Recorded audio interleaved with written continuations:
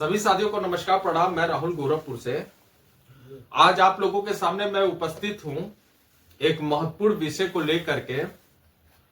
और वो विषय ऐसा है जिसे आज देश का हर दूसरा व्यक्ति कहीं ना कहीं किसी ना किसी रूप में ग्रसित चला रहा है। और ये एक ऐसी चीज है जो सदियों से देश को दीमक की तरह खोखला करती जा रही है। जी हाँ, मैं बात कर रहा हूं भ्रष्टाचार के बारे में। आज मेरा विषय है भ्रष्टाचार। और मेरा आप लोगों से निवेदन है कि आप सभी लोग मेरे साथ अंत समय तक बने रहिएगा। मैं इसकी शुरुआत करने जा रहा हूं अपने ग्राम सभा बेलवा बाबू से, जिसका ब्लॉक सरदार नगर पड़ता है, तहसील चौरी चौरा पड़ता है और जिला गोरखपुर पड़ता है। मैं अपने ग्राम पंचायत बेलवा बाबू में एक जन सूचना अधिकार ग्राम प्रधान के खिलाफ डाला था, जिसका दिनांक 13 मई सन 2025 था। तो वो जन सूचना अधिकार का एप्लीकेशन मैं अपने ब्लॉक परिसर के उच्च अधिकारी जो खंड विकास अधिकारी थे उनको मैं डाक माध्यम से भी दिया और उनके विभाग में जा करके उनको रिसीविंग भी करवाया। जैसा कि जन सूचना अधिकार का नियम है कि 1 महीना के अंतर्गत विभाग को सूचना देना होता है। अगर वो ऐसा नहीं देते हैं तो फिर दूसरी अपील के लिए फिर हमको दायर करना पड़ता है। तो उन्होंने 1 महीना के अंतर्गत मुझे जन सूचना अधिकार नहीं दिया था, जिसके बाद हमने द्वितीय अपील किया, फिर उच्च अधिकारियों के संपर्क में गया। काफी दबाव पड़ने के बाद लगभग 3 महीने बाद मुझे जन सूचना अधिकार की प्राप्ति हुई, जिसका मीडिया में भी निकला कि जन सूचना अधिकार ना देने का आरोप, जो कि मैं आप लोगों के सामने दिखाना चाहता हूं, पेपर प्रिंट मीडिया में भी निकला था, सोशल मीडिया में चला था। जैसा कि आप लोग देख सकते हैं, इसका स्क्रीनशॉट लेके आप लोग पढ़ सकते हैं।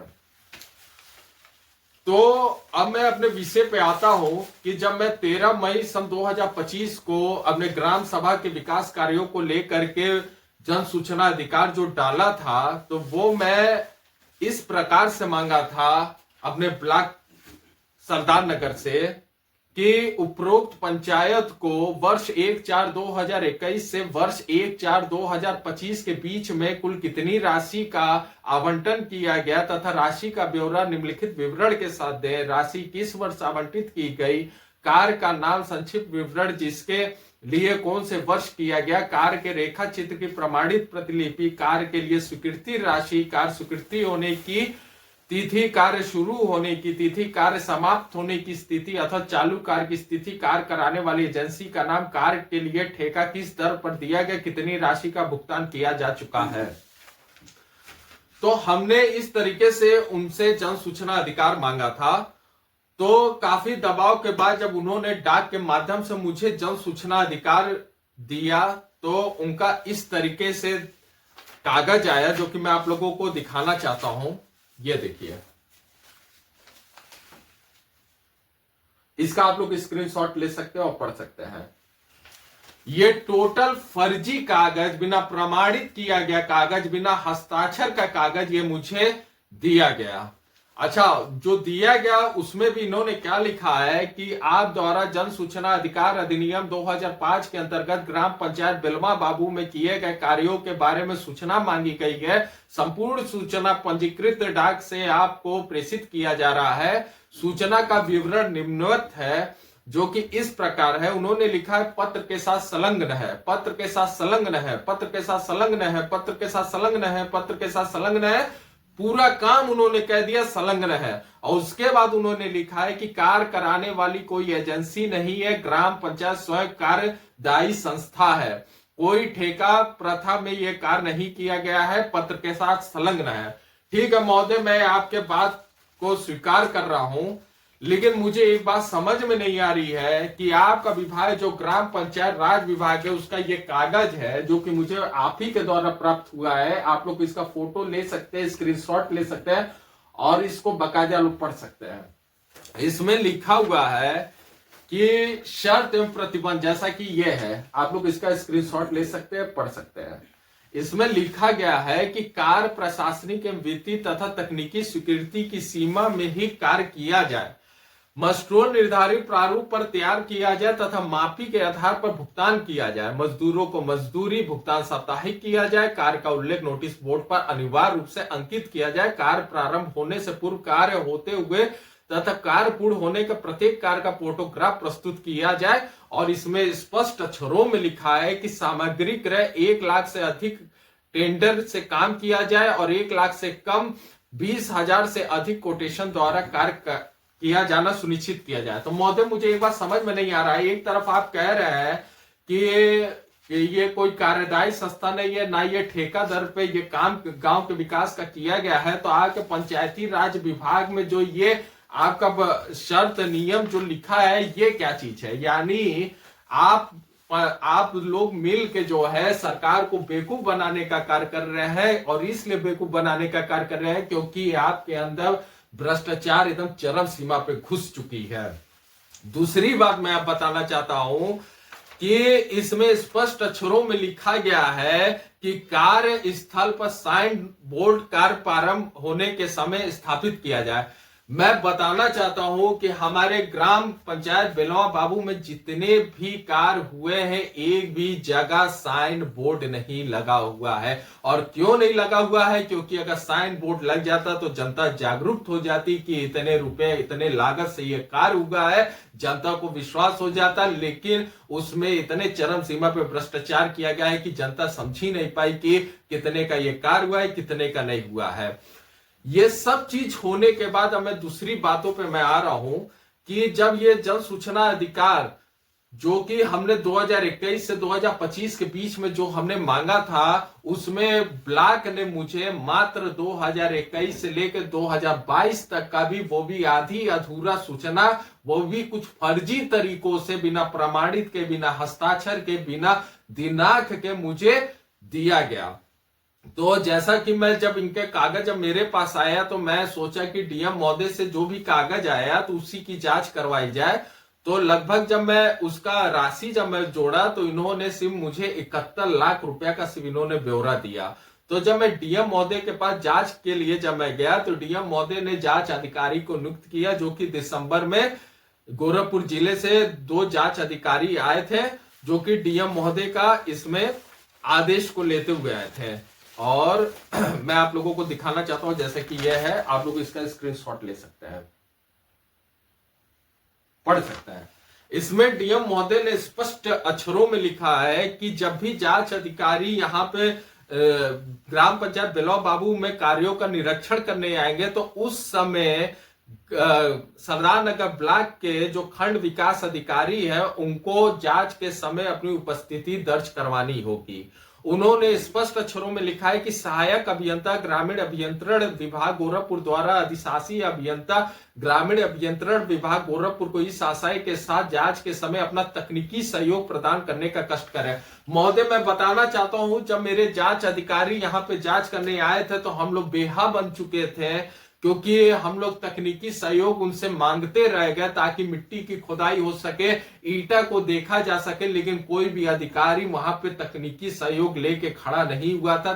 और इसलिए नहीं खड़ा हुआ था क्योंकि जांच पूरी तरीके से ना हो पाए, ढीला हवाली में ये जांच हो। मेरे ग्राम पंचायत में वर्ष 2021 और 2022 में जो भी अभिलेख, जो भी ब्यौरा इनके द्वारा दिया गया, उसका 71 लाख का ब्यौरा निकला, वो भी आधी अधूरी कागजातों के साथ। जब हमारे जांच अधिकारी जब हमारे ग्राम सभा में जब उपस्थित हुए तो लगभग 2 बजे के बाद उनकी उपस्थिति दर्ज हुई और समय के अभाव के कारण लगभग मात्र सिर्फ 4 ही जांच हो पाया। और 4 जांच किस चीज का होगा कि वर्ष 2021 से लेकर के 2022 के बीच में लगभग 9 लाख रुपया सिर्फ वृक्षारोपण के लिए आया। तो जब मौके पे अधिकारियों ने जांच किया तो एक भी पेड़ उन्होंने नहीं पाया। तो उन्होंने पूछा कि पेड़ कहां आप लगाए हैं, तो हमारे ग्राम प्रधान व ब्लॉक के अधिकारियों द्वारा कहा गया कि पेड़ जो है गैया चर गई। तो हमने पूछा कि उनका सेफ्टी रिंग कहां लगा है भाई, तो उन्होंने कहा कि वो भी गायब हो गया। तो हमने सोचा कि भाई एआई का जमाना, हो सके गैया भी लोहा भी खाती हो। उसके बाद दूसरी जांच पे जब हम लोग गायब पोखरे के हमारे सुंदरीकरण का जो बजट था लगभग 7 से 8 लाख रुपया, तो मौके पे जब जांच अधिकारी ने निरीक्षण किया तो पूछे सुंदरीकरण कहाँ हुआ, तो उन्होंने कहा कि पानी के नीचे जो मिट्टी हुई है मिट्टी के अंदर काम हुआ है, ताकि हम लोग अंधे बन के देखते रहे कि पानी के नीचे साला मिट्टी है और उस मिट्टी के नीचे काम हुआ है।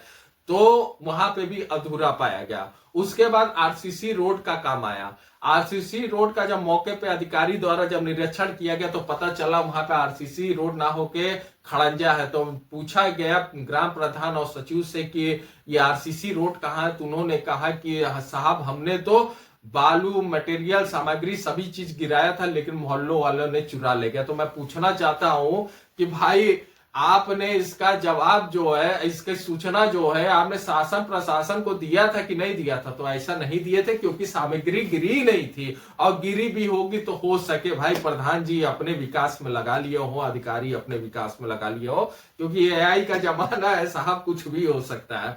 उसके बाद शौचालय का निरीक्षण हुआ तो वहां पे मरम्मत के लिए लगभग 4 से 5 लाख रुपया आया था। तो मौके पे देखा गया कि टीन लगाना था, टाइल्स लगाना था, मोटर लगाना था, तमाम प्रकार की सुख सुविधाएं करनी थी। तो अधिकारी द्वारा हमारा जब मौके पे निरीक्षण किया गया तो पाया ना टीन लगा है, ना दरवाजा टूटे हुए हैं, टाइल्स टूटे हुए हैं, मोटर नहीं है। तो पूछे हमारे प्रधान जी से कि भाई ये टीना उना कहाँ गया है? तो उनका जवाब आया कि साहब टीना तो आंधी में उड़ गया है। तो हमने फिर भी पूछा कि भाई इसकी सूचना आप अपने उच्च अधिकारियों को दिया था कि नहीं? तो उनका जवाब था नहीं दिया था, मुंह नीचे लटकाया था, एक्चुअली में टीना भी नहीं लगा था।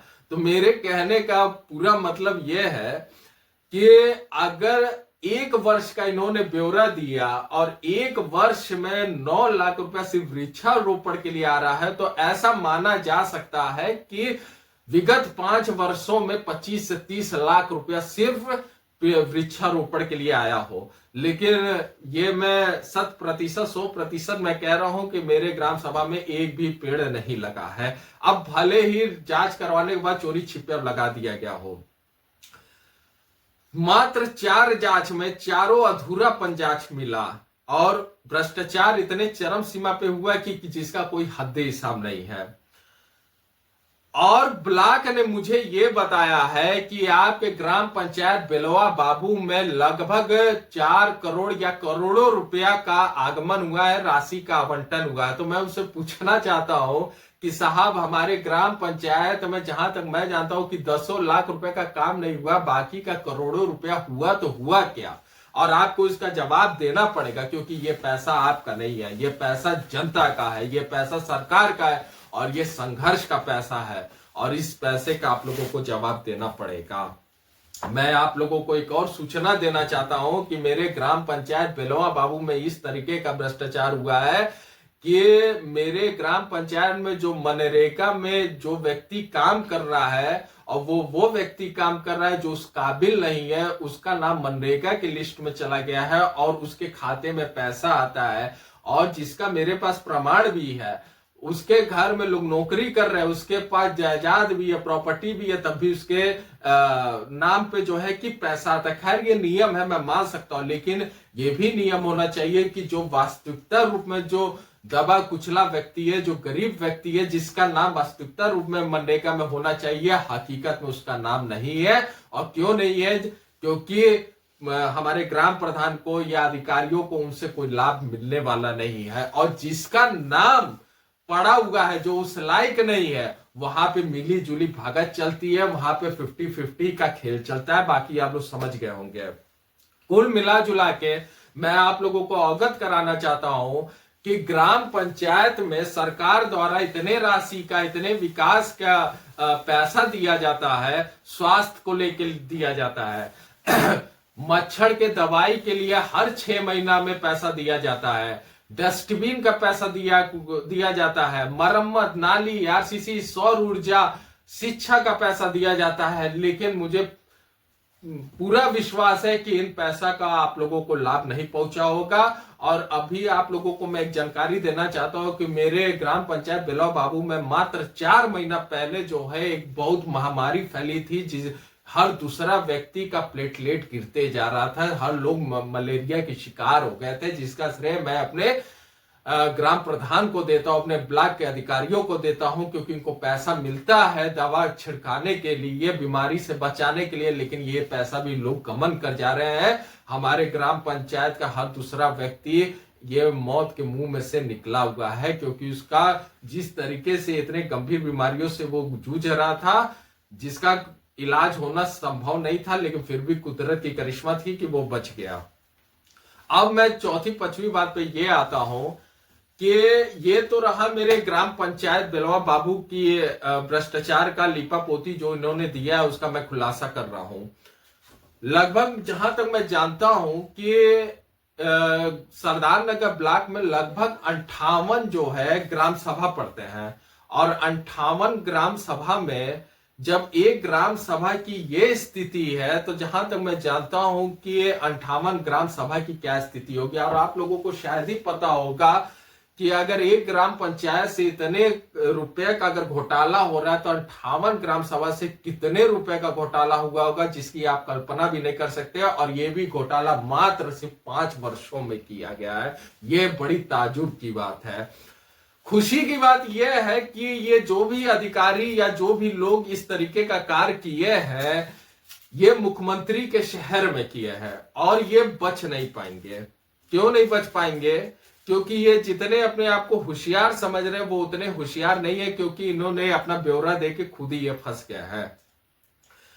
1 महीना पूर्व मेरे ग्राम पंचायत में जांच हुई थी, और जांच होने के बाद जो जांच अधिकारी आए थे, उन्होंने आश्वासन दिया था कि 1 हफ्ते बाद फिर से जांच होनी है आपके ग्राम पंचायत में, और हम लोग आपको विश्वास देके जाते कि 1 हफ्ते बाद हम लोग फिर आएंगे, अपनी उपस्थिति दर्ज करवाएंगे।